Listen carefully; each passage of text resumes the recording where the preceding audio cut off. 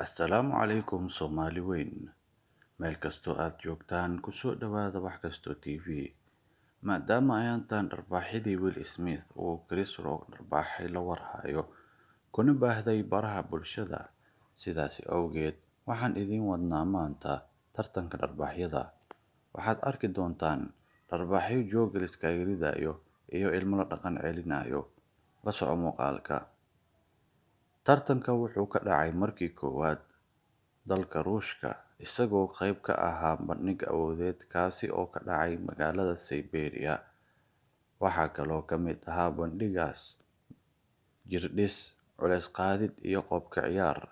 Laakiin waxaa qariyay tartankan dharbaaxyada taasoo dadka ay u baahan inay arkaan. Sharciyada tartanka way fudud yihiin. Waxaad isa soo taagaysaa miis ay maro cad kor saaran tahay.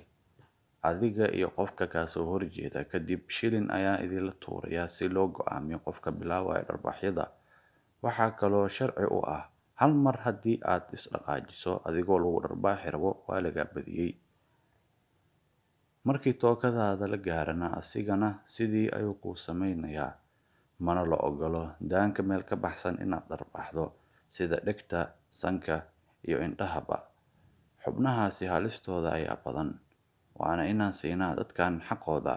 Runtii waxay u baahan tahay geesinimo, karti iyo in yaro dabaalnimo ah. Ninka ugu caansan tartankan waa nin 28 sano jir beeraley ah oo ka soo jeeda magaalada Krasnoyarsk oo lagu magacaabo Vasily Kometsky oo naanaystiisu tahay Dumoulin.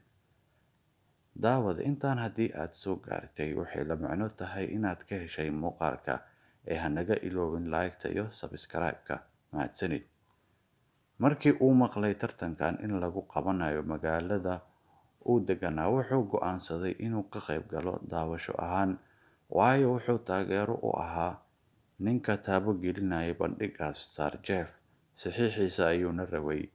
Vasily Dumoulin markii uu tagay goobtii bandhiga lagu qabanayay wuxuu arkay warqad derbiga ku dhagan oo dhahaysa waxaa loo baahan yahay dad ka qayb galo labadan tartan oo kale ah tartanka cunista cuntada Dumoulin-ka la yiraahdo iyo tartanka dharbaaxyada.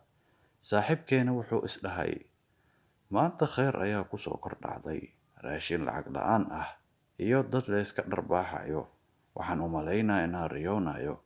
Isla markiiba labadii tartan iska diiwaan geliyay. Dumoulin waa cunto Ruushka laga cuno oo wadani ah. Ma fahanteen naanaysta meesha ugu timid ninkan. Si kastaba ha noqotee labadii tartanba wuu ku guuleystay. Maxaa yeelay ninkan cunto cuno wuu jeclaa sida idiin muuqata culeyskiisu waa 168 kiilo. Mana jiro qof diidaya inuu dadka iska dharbaaxo. Waxaana aad u saaciday beerihii uu fali jiray. Qofkii beer falay ayaa fahmi kara midaas. Abaalmarinada labada tartan markii la isku daro waxay ahayd 30,000 oo ruble oo qiimo ahaan u dhiganta $466 Mareykanka. Kadib wacdarihii uu ka dhigay tartanka, Vasily Dumoulin wuxuu noqday nin caan ah oo meel kasta laga sheego magaciisa.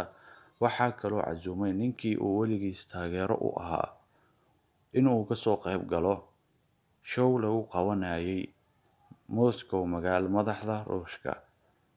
Waa ciyaar shactiradeeda leh. Lacala Soomaaliya haddii lagu qabto yaa inuu ka qayb galo jeclaan lahayd. Commentiga noogu soo qor. Mahadsanid daawade. Aniga shakhsi ahaan waxaan jeclaan lahaa ciyaartooyda xulka qaranka Soomaaliya oo dheelaysa ciyaarta Eswatini inuu Vasily Dumoulin saf ka baro markii laga reebo Ibrahim Ilyas. Inta kale hurdada ha laga kiciyo oo ugu weyn yahay kabtan Hamayo. Waa naga itaa daawadayaal nabadeey.